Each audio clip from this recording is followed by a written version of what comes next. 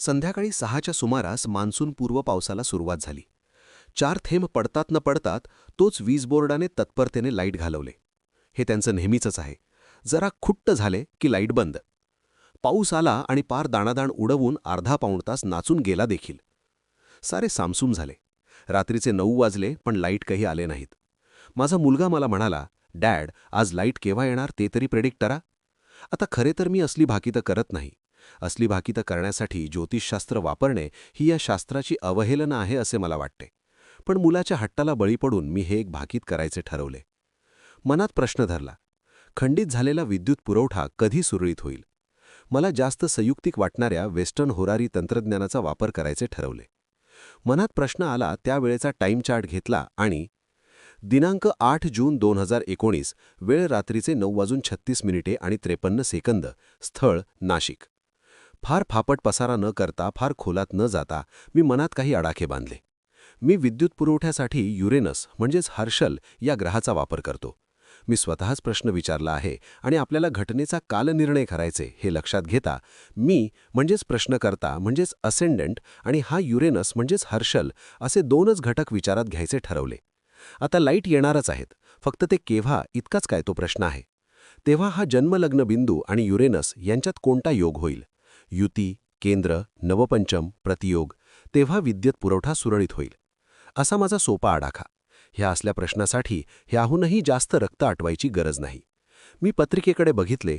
जन्मलग्न होते 22 मकर आणि आपला हिरो युरेनस हा 05 वृषभ.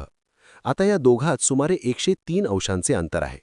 आगामी काही तासात युरेनस काही हलणार नाही, पण जन्मलग्न बिंदू दर 4 मिनिटाला 1 अंश या गतीने पुढे सरकणार आहे. म्हणजे जन्मलग्न बिंदू असा पुढे सरकत जेव्हा मकर रास ओलांडून कुंभेत 5 अंशावर येईल, तेव्हा जन्मलग्न बिंदू आणि 05 वृषभेवर असलेला युरेनस यांच्यात नेमका असा केंद्रयोग होईल. म्हणजे जन्मलग्न बिंदू सुमारे 13 अंश पुढे सरकायला हवे. ढोबळ हिशेबाने 13 गुणिले 4 अशी 52 मिनिटे लागतील. म्हणजेच 21:36 अधिक 52 मिनिटे म्हणजेच 10:28 लाईट येतील. ऐवीतैवी समोर अतिशय अचूक असे अत्याधुनिक सॉफ्टवेअर आहे आणि त्यात चार्ट ॲनिमेशन सुविधा आहे. तेव्हा त्याचा वापर करून चार्ट रिअल टाईम सेन्समध्ये मागे पुढे करून जन्मलग्न नेमके केव्हा 5 कुंभेत येईल हे पाहिले असता असे लक्षात आले की 22:25 आणि 57 सेकंदाला जन्मलग्न बिंदू 5 कुंभेवर येईल आणि तेव्हाच हा जन्मलग्न बिंदू आणि 5 वृषभेवर असलेला युरेनस यांच्यात नेमका पूर्ण अंशात्मक केंद्रयोग होईल. म्हणजेच 22:25 आणि 57 सेकंदाला बंद पडलेला विद्युत पुरवठा सुरळीत होणार.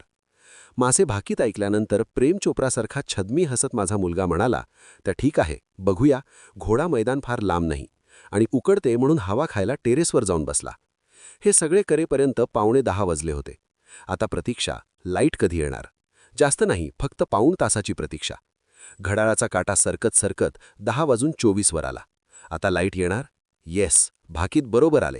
अगदी 10:25 लाईट आले. लखलखाट झाला. माझा मुलगा टेरेसवरून धावत धावत खाली आला. "डॅड, अभिनंदन. अगदी शार्प 10:25 लाईट आले की? अमेझिंग."